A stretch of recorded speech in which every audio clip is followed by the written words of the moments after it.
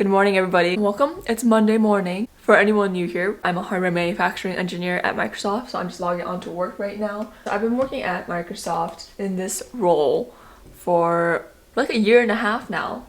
And the first 6 to 8 months, to be transparent, I hated my role, and I think it was just because I was new, so I felt replaceable, and my department was new to hiring college hires, so there wasn't much training in place, so I felt lost and confused.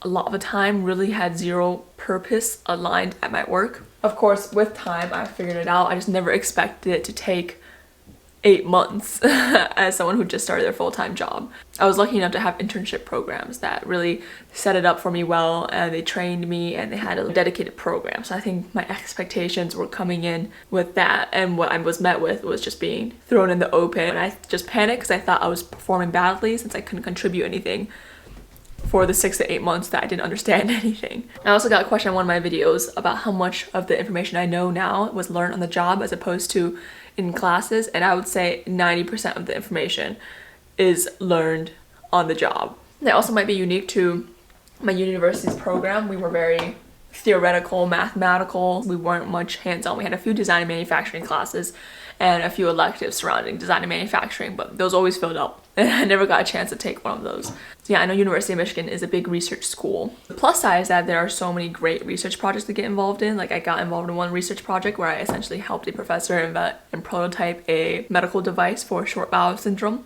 And then on the other hand, since it's so research-based, a lot of our classes went deep into the math and physics side of engineering. I definitely started my day very late today. It's 9:48 a.m. This is the best part about living in the Eastern time zone and working in the Pacific Standard Time, because it's not even 7 a.m. where all my other coworkers are at, so I don't feel behind. Normally I like to start work before 9 a.m. so I get up around 7:30 to 8, but today I shut off my alarm by accident instead of hitting snooze, so I slept in until 9. But that's fine. Today is just gonna be a slow day. I'm still wearing my pajama pants because I also need to do laundry, so that's just the type of day that we're having, but it's chill. I'm excited. I'm looking forward to it. It's a good way to ease into the week.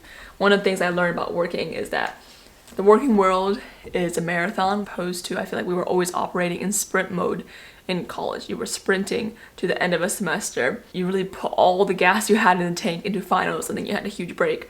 Whereas work, there are the stressful weeks where you need to press on the gas pedal more, but you really need to pace yourself as if it's a marathon. That way you don't burn out, because you don't have those big summer breaks, big winter breaks, and you really don't need them if you pace yourself well. But yeah, I'm starting my day planning in my bullet journal, which if you're not new here, you'll know the cover is different. So this year, it's my first time using like a 6-ring binder for a bullet journal. I normally get the Moleskine dot grid notebooks, and I've been loving this system. Normally I have a brown leather journal, but it's in the other room. And I got this clear one because I wanted to move all of 2020 into this notebook so that I can start 2021 fresh in my other notebook. But then I'm kind of liking the clear look, so I'm going to try it out and see if I enjoy this notebook. I've also been working on releasing my own line of bullet journal templates. I honestly have no idea when it's opening up.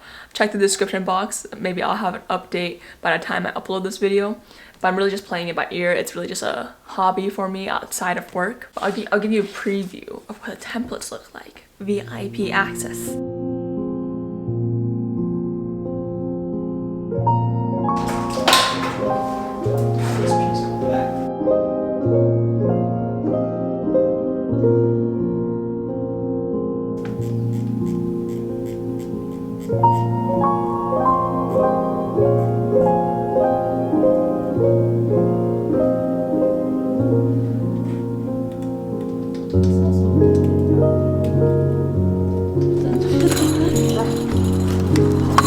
Snowing.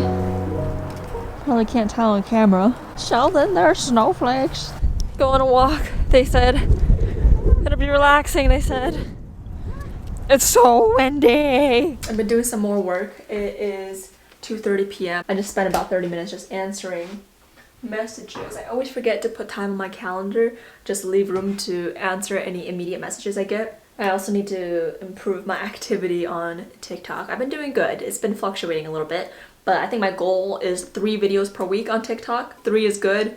4 is excellent, but aiming for 3 each week and seeing what happens. And I have a TikTok video ready to transfer to my phone right now. Also, one of my favorite creators, Wellness with Sophie. She's on Instagram. Let me find her profile to make sure I'm saying her username right. Wellness with Soph, so S-O-P-H. This is what her Instagram looks like, and she has amazing journaling prompts, and she released an ebook today, which I am so excited about. It's $30. I just found out about it yesterday. It's called Paradigm Shift, and I really want to get it. It's $30. I'm not fully sure what's in it, but honestly, I trust her as a creator. The sun just came in the window and brightened this room up a lot. I'm trying to think about if I should get it or not. I think I'm gonna get it, just to support her as a creator, if anything, because I've used a lot of her content. And this month has been all about focusing on my mental health. I recently started therapy on BetterHelp, so I'm doing it online, and I did a live chat version. The first time I did phone call, but especially when I'm living at home and I don't know how soundproof my walls are. So we did a live chat, and I think I like that more because I have time to reread what's going on and process, because a lot of the time when it's a live phone call I zone out and then I don't have text I can go back and read. Yeah, overall it's been good. I've only had 2 sessions. Nothing's been monumentally helpful yet. A lot of the tips I'm getting right now I think I already knew before, but it's still good to hear it coming from someone else rather than myself trying to keep that self-discipline. But I also have to give her grace because she's only just getting to know me now. My expectation shouldn't be so high to expect immediate results. So I'm gonna stick with it for 3 months, see how it goes. And also, for full transparency, I have 3 months free with BetterHelp because I did a sponsored video with them on TikTok.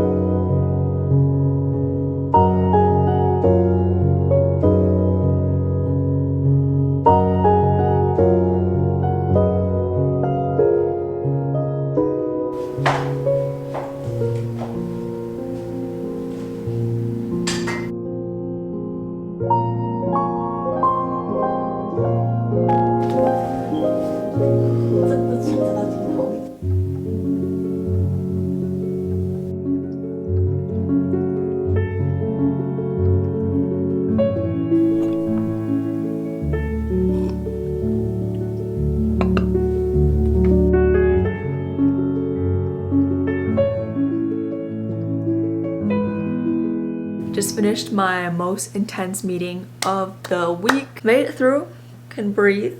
Unfortunately, I have a meeting happening back to back. I'm just taking a few minutes to have a little bit of a breather and document it. This meeting is just one that I always lead, and it's with Microsoft and our external supplier as well. And we're just trying to resolve a quality issue, so it's always just a pretty intense meeting because there's a tight schedule. We need to make sure we notice anything that could potentially go wrong in the design and make sure everything is tested to completion.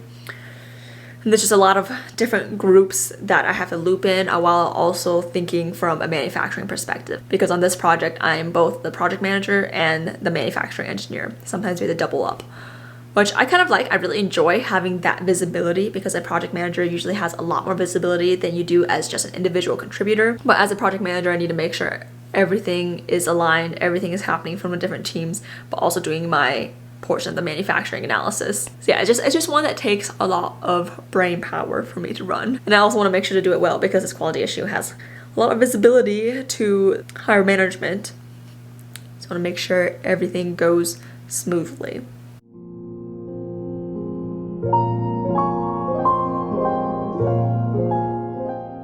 One of the new rituals that I've been implementing is cleaning my room at the end of the day. This really just helps me enter a new day with a good headspace.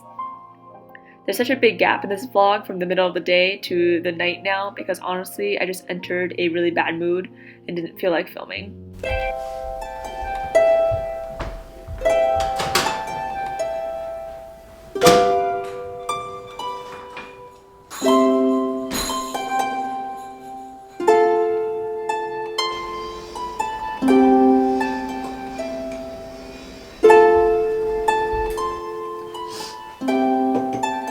thought we'd start off with a little coffee chat while I enjoy my coffee before I get started on work. I have been waking up much later than what I want to. It is 9:50 now, so I'm probably gonna start work at 10 a.m. and usually I like to start between 8 and 9 a.m.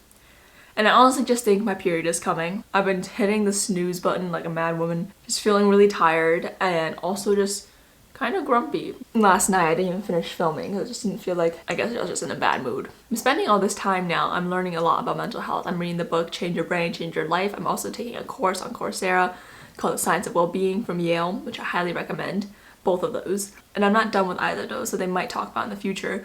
But I really feel like I haven't encountered a lack of resources that educates me about what's going on during PMS or premenstrual symptoms. On my TikTok, I've been running this series called the Small Things Bucket List, and one of the things on my Small Things bucket list is to research a topic and write a one-page paper about it. So I think the topic of choice is going to be what goes on in your brain during PMS, and maybe I'll post on my blog or something.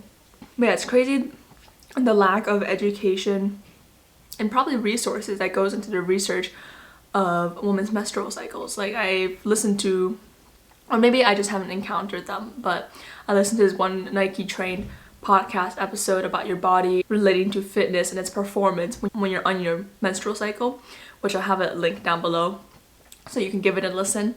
And it was so good. I can't describe it perfectly. I need to go back and review it. But basically there are these two hormones going on in your body during your menstrual cycle, estrogen, and I forgot the name of the other one. Throughout your cycle, these two waver in how much of it there is. And when there's more of one, you get more tired because your body is breaking down muscle. It's literally breaking down muscle. But the advantage of that time is it's really good to do strength training because your body, because a part of building muscle is breaking down muscles. Your body kind of has a catalyst for that. Some workouts to avoid are cardio, high intensity interval training, and that really makes sense because I never did well in cardio when I was on my period, and runs just make my cramps an absolute nightmare. But yeah, I'll leave it to the podcast to explain everything because they did it much better than I could ever explain it. But yeah, this morning I woke up.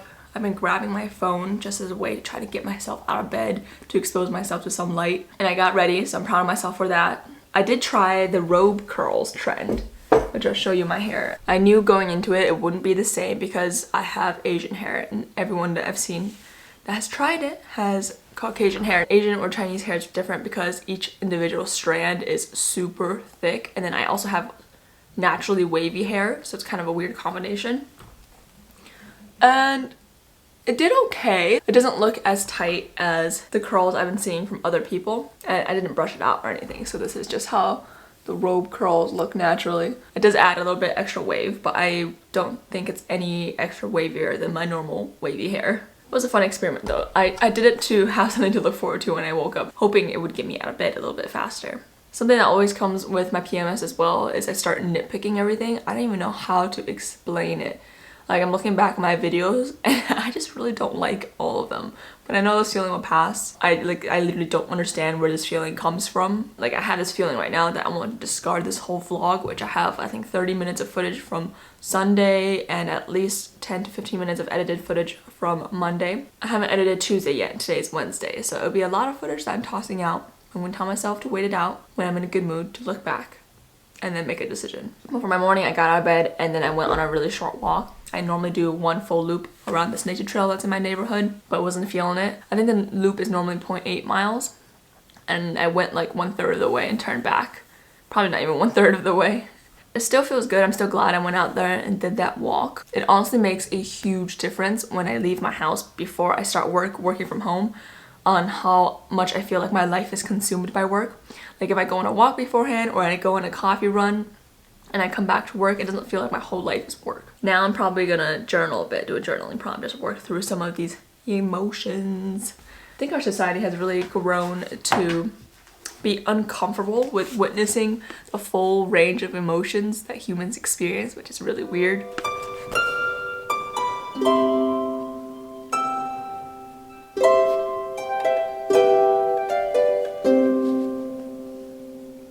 Take today slow, but hopefully not as slow as yesterday, because yesterday was pretty unproductive. So we're gonna try to make today slow but productive.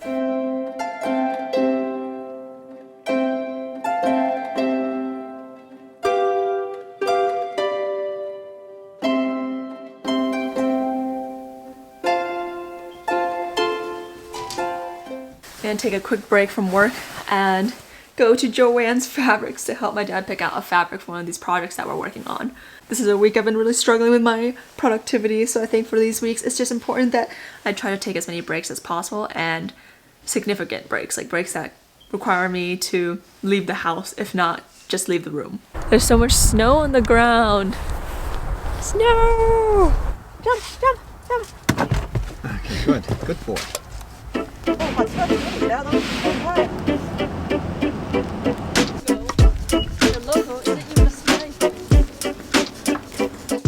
It's a few days later now, and I'm here with my coffee, which I realize now I've already drank most of it. But I'm gonna answer some questions. I had this idea that I wanted to do a monthly Q&A and tack it at the end of a vlog. That way I can have more of an opportunity to interact with all of you out there. So I'm gonna go through some of the questions that I got. The first question is best and worst purchases of 2020. One of my best has to be an air fryer. I've been thinking about getting an air fryer, so that's good to hear that was one of your best purchases. That really puts me on an air fryer. I'm gonna go to my Amazon past orders and see what I've purchased this year. It's bad. I buy so many things from Amazon, and I know Jeff Bezos does not need any more of my money. My first best purchase has to be my Kindle, and it is so worth it. I was on the fence about getting a Kindle for so long. If you travel frequently during normal times, then that's an immediate yes, get a Kindle. But if you don't travel that much and you're still on the edge about getting a Kindle, the reason why I love the Kindle so much is it makes you read so much more because it is so much more flexible than a book. I love physical books, like the sound of the page turning, being able to annotate it, but books are pretty unwieldy. Like with a Kindle, I can read on my side, I can read with one hand while holding another cup of coffee and flip the pages with just one hand. It is so handy. Basically, it just gets me to read a lot more because I'm in a lot more situations where I can read now, which I really like because that time that I'm reading is time I'm not spending on my phone for entertainment. I also love the Kindle because you can highlight things, you can define words on the spot, you can even export your notes. And my worst purchase of 2020 was probably my longboard. Back in over the summer, I bought a longboard with Julian because we thought we were gonna start longboarding everywhere in Seattle. And it was really fun, but it's so hard to longboard in the city. Like we went to parks and to specific tracks to go longboard, and that was really enjoyable. But the parks were pretty crowded, so it's not like we were longboarding next to each other and we could talk. A lot of times we were in single file line. And also we didn't get to the point where we were good enough to longboard in the streets, which I didn't even know how you get good enough at that because that just sounds so scary, longboarding in the busy city streets. Even on the sidewalks that are super crowded because it's hard to stop. And Seattle's pretty hilly. It's really inconvenient to go uphill on the longboard on really steep hills. So I think the longboard is probably my worst purchase, even though I love it and I still want to learn how to use it. I just haven't used it much and it didn't live up to its expectations. I wanted to get roller skates, but Julian talked me out of it. He didn't want to get roller skates and I wanted to find an activity that we could do together, so we went with longboards. Maybe I'll get roller skates next though. I've been thinking about, oh, Julian's FaceTiming me. Hi y'all! Okay, I'm back. Another question is favorite brands you love to shop at, any small business recs. And to be honest, I don't know off the top of my head. I feel like I usually throughout life have like my top 3 favorite shops in my head, but recently I just haven't been shopping much. I don't really enjoy online shopping. Like I like shopping in person at stores, and that hasn't really been a thing. So I feel like I've lost track of what my favorite stores are. But I don't know if these are my top 3, but some stores I really do like to go to in Seattle, and I think they have online stores too. I'll have them linked down below. Our one Standard Goods Co. They are a little boutique in Capitol Hill, Seattle, and I absolutely love their stuff. Retrofit Home, a little like home goods store in Seattle that's a small local business. I've been really into stationery. That's on my radar to purchase more of because I think it just brings me a lot of joy. I want to mail more letters to my friends and decorate them all nice and aesthetically, and also decorate my planner and bullet journal more with the stickers and other stationery pieces. That's something I've been eyeing to purchase more. In terms of fashion stores, like clothing stores, I feel like I never dress what is truly my style. Like let me show you my Pinterest boards. If I had like the dream closet, is very colorful and bold prints, but I actually end up dressing very neutral because I can never justify buying all these really bold pieces because they aren't as versatile and I don't get as much bang for my buck in terms of how often I can wear it or with how many outfits I can wear. So unfortunately a lot of my pieces are neutral, but I do want to incorporate more colorful pieces. These boots are so cool. This yellow outfit, I love monochromatic outfits that are colorful, so like all yellow or all red, purple and green, and you have like the pop of color in the shoes as well. Fun prints with bright yellow pants. That would be my optimal style, but I can't get myself to invest in those pieces. But I do want to head in that direction. I've also been really obsessed with fun hairstyles, which right now I'm just doing a low ponytail because I get lazy. But my Pinterest board, I've been really inspired by these cool hairstyles lately. Like these big braid pigtails, bubble ponytails. So today I'm gonna go to Target. I'm gonna get some hair ties. These bubble pigtails. These like 2 mini pigtails that are braids. Anyways, that was a long-winded answer. Yeah, I'll link the stores that I mentioned down below, any that I think of while I'm writing the description box. Next question is, where do you imagine yourself going in your career? Would you move or change careers? This is a good question, and it's funny because my perspective on where my career goes has changed a lot in the past year. Like I remember towards the end of college, I had this idea that outside of college I would enter some sort of engineering job. I'm in manufacturing engineering right now at Microsoft, and I would just head down that path. And then if I ever wanted to make a lateral move, like switch into a different type of engineering, maybe go to UX design, it would feel like I was being held back in class because, you know, I'd be going back to the entry level promotion. But that's not what it feels like at all. Now that I'm in the working world, it feels more like taking a different class than being held back if I were to make any lateral moves. So I plan to make a lot of lateral moves in the near future. So right now I'm in hardware manufacturing engineering at Microsoft. I definitely want to try something else. I love this role. I literally have nothing to complain about in this role, but I also have nothing to compare it against because it's the first company I've worked at. It's the first full-time job I've had. So I've been thinking about doing this year-long UX course and then trying UX design for a little bit because that's something I've always been interested in. I've also really been interested in marketing, which is way out there. So maybe from UX, I go into marketing, but maybe after doing the UX training, I'll realize that manufacturing engineering is where I want to stay. And if that's the case, I do want to try another company. I absolutely love Microsoft. I love the people. Literally the people at Microsoft are the nicest people I've ever met. It's insane. But I also, like I said, don't have anything to compare it against. So I would like to try maybe working at another big tech company, working at a nonprofit, working at a startup, all these different things. And I'm just really excited for all these different experiences that I can have. And I'm really glad that I'm not really focused on climbing the corporate ladder, which is where I think my mind used to be. And now I'm just really focused on finding the most enjoyable experience and having a fun time learning in these different roles. Let's see how that goes. I haven't made my first transition yet, and I'm kind of hesitating to because I'm pretty comfortable where I am, and it is a lot of work to look into other roles, to add that on top of your day-to-day responsibilities. So I don't really know when that's going to happen, but I would say maybe in the next 5 years, I definitely want to try another company, try another role. Sometimes I get asked if I ever see myself as a full-time influencer or full-time content creator, whatever the right word is. I don't think so anymore. I used to at one point. And this is not because I don't think being a full-time YouTuber is a full-time job. It's definitely a very respectable job.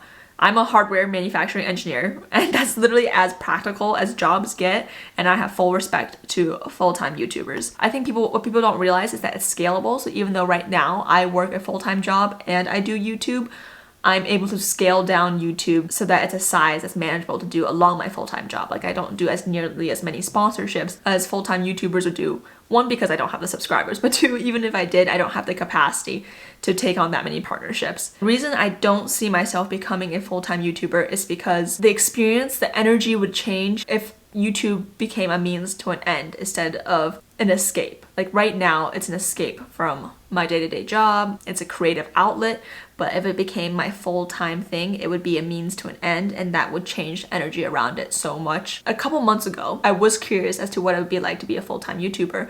So I took a week off work and I just worked on YouTube full-time, and I gotta be honest, I didn't enjoy it. Because I think to me, what I enjoy is storytelling rather than story writing. And I feel like full-time YouTubers, you write stories. So I want to create YouTube videos to tell stories about my life that isn't YouTube. But I can't judge it too soon. Like the reason I made YouTube for a couple of reasons. I wanted one to be that representation of women in engineering, women in STEM on YouTube, be that accessible mentor, because I know finding a mentor is so much harder than people make it seem. So if I'm just like an online presence, mentor that anyone can go to for women in engineering, that is great. The second reason is that I know one day I want to do something of my own. Whether it's start my own business or get heavily involved in a nonprofit organization. Basically, I want the freedom to pursue these projects without the financial burden, and I know I can prepare myself for that by doing YouTube if this ever grows. It's a bit more scalable. If it brings some income, then I have more flexibility to do things like that, like try to start my own business and have a period of time where YouTube might be my only source of income, or get involved in a nonprofit that doesn't pay me as much, but then combined with my YouTube income would sustain me. And I also enjoy YouTube, obviously, but that was like the strategy thinking behind it. I'm gonna take 2 more questions. First one is public speaking topic question. How do you improve on speaking clear and concisely? Yeah, I have so many tips on this because naturally I am not a good public speaker and I've had to learn it. I started learning public speaking because in college I was working on inventing this product with one of my friends and we had to pitch it to investors. And I found all these different resources in my university to help me pitch it. And one of the resources they offered was a private pitch coach, and she helped me so freaking much. So I guess my biggest tips are 1, record yourself presenting and watch it back. Everyone fidgets and does things that they are completely unaware of. My thing was I would rock back and forth. I had no idea I was doing this. My pitch coach helped point it out, and when I practice on my own, I record myself and notice these things. Number 2 is to lower the tone of your voice at the end of a sentence to sound more confident. So instead of saying things like, "Hi, my name is Sarah," you say, "Hi, my name is Sarah." Like lowering the tone at the end of the sentence. This took me the longest time to get used to and also even notice.